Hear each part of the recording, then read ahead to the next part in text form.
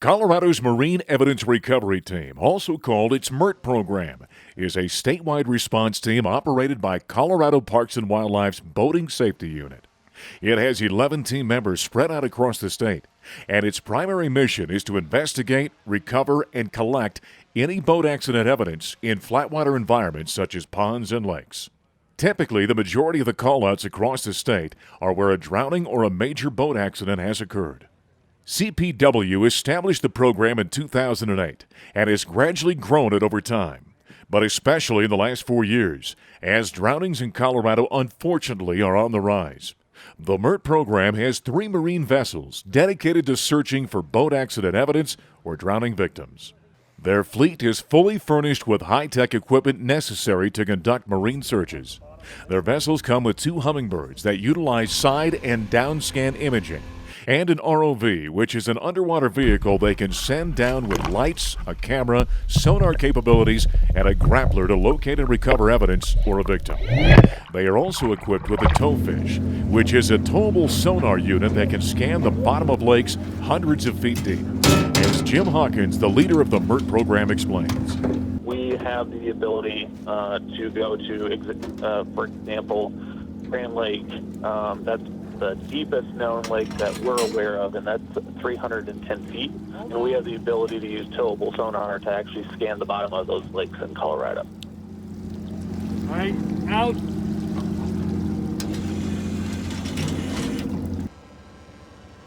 The importance of their mission is critical and is one that is extremely challenging.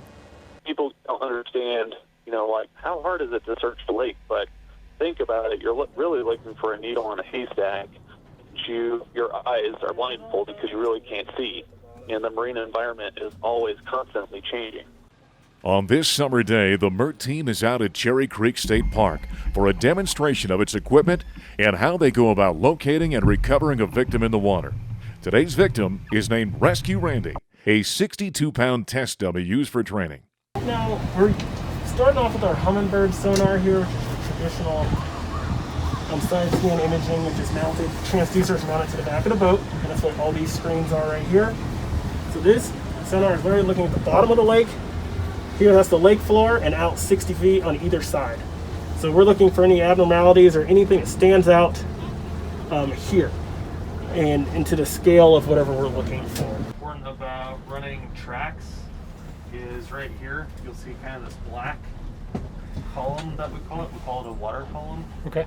And that's pretty much dead space because the beam is going down and then out.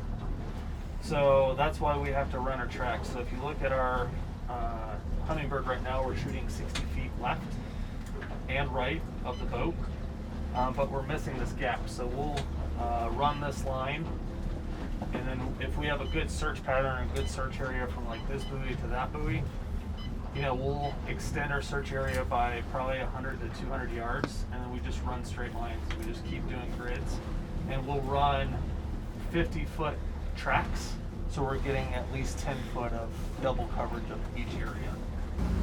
And then as we pass it, you'll start seeing it, so the transducer's seeing everything behind us. There's like a delay, a couple seconds. So once he swings and gets on this straight course, go ahead.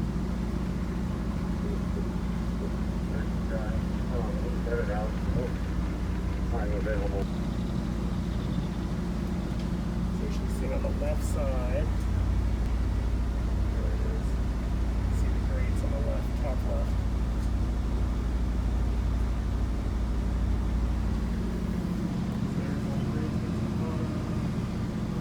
Now it's 17. Isn't that crazy? You can see that drop off or got deep right there. How deep are we? How deep?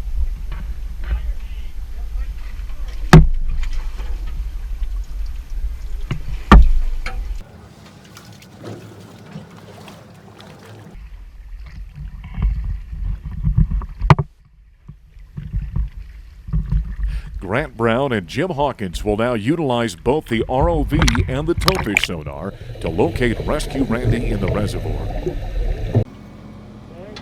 ROV stands for Remotely Operated Vehicle. It is a device made from video ray.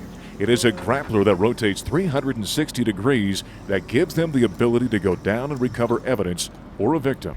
It has video capabilities, so they can see and record the evidence or victim as they are searching.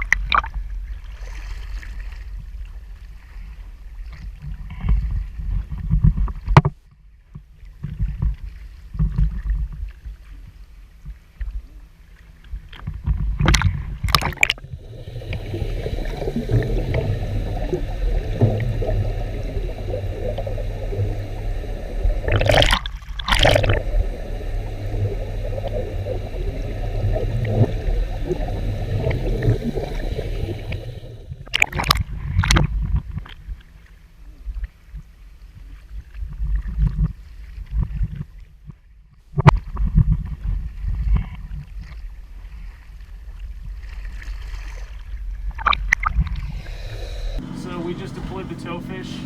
This is a Mark II. This is our brand new unit. Our towfish, this is typically used for deeper water. Like I said previously, our hummingbirds are pretty good 40 feet and in. But once we start reaching that 40 to 45 foot mark, that hummingbird isn't strong enough to get us really good returns to the bottom. So that's why we use this towfish. This towfish has a capability of scanning up to 300 feet, even thousands of feet, but we can scan the deepest reservoir lake in Colorado with this towfish. And it allows us to get really good defined images. Those are kind of the images that we'll get, but you can see the shadow, and that's what gives it away. I like that shadow. Yeah, I marked it over here. Yeah, then it popped up. That's cool to see it. Does it pop up then on your... 3.25. Alright, boat is now passing. I think that's it. I see him on mine. I got him on mine.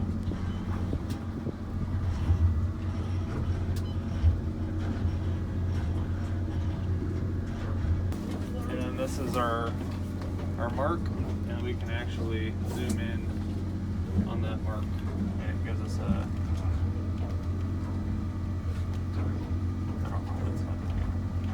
Grant, can you hand me that bag out of the glove box? I can. A better image of what we're looking at.